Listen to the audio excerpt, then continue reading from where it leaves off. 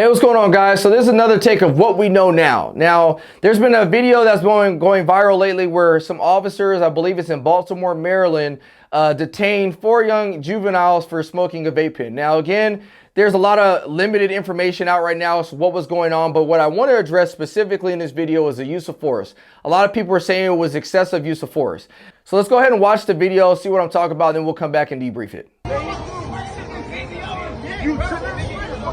Resisting. I'm not resisting. You can tell me what you arrested me for. Give me your hand. Take your knee. Give me your hand.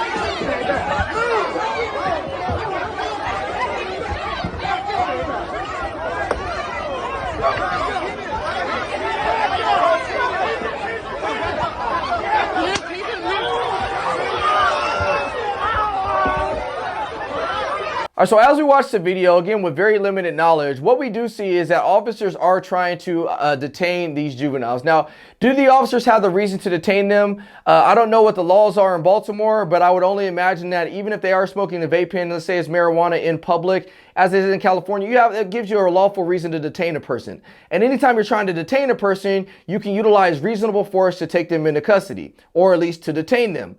In this scenario specifically, you can see those officers are trying to utilize some type of force to detain them or take them into custody. What's in question is the amount of force that they use excessive? Now, we see an officer come in and start to throw some knees, and as he's throwing the knees, you can also hear him saying, "Give me your hand." So why would an officer come and deliver knee strikes to a person as he's yelling, "Give them their hands"? Well, one of the main reasons an officer will deliver knee strikes to the torso area is because sometimes a person will keep their hands tucked in underneath their stomach. So anytime you see an officer delivering strikes like that, the goal for them is to really try to loosen that suspect's grip so that way they can remove it from underneath their stomach and put it behind their back so they can put handcuffs on it. Has this worked before? Yes, it's worked in the past. Is it pretty to look at? It's definitely not pretty to look at, simply because it looks like they're kneeing an innocent person on the ground. I've showed you guys time and time again videos where suspects will have their hands underneath their stomach as they're laying on the ground, but they also have access to firearms, which they were actually able to utilize to shoot the officers that were on top of them. Whether or not those officers thought this person had a weapon or they didn't have that knowledge, we don't know that just yet because the video is so premature where we don't have all the facts. But what I will tell you is I do understand why officers will utilize certain strikes like that in order to successfully take a person into custody. Now, can we do things better as officers? I think, again, this is one of those, maybe I'm biased, but where Brazilian Jiu-Jitsu kind of comes into place because you get to start to learn different pressure points and how you can successfully remove a person's arm from underneath their body and things like that.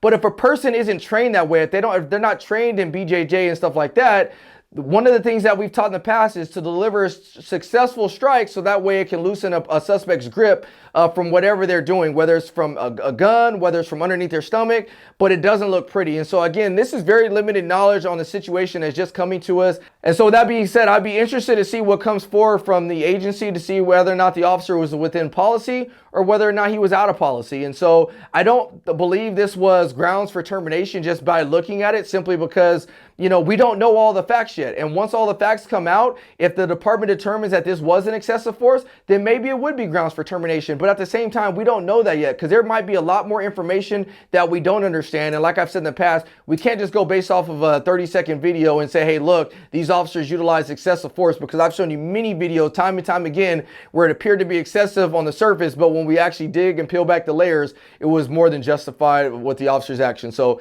I hope this helps you guys out a little bit. If you guys get more information, just let me know and we'll go from there. Thanks again and God bless.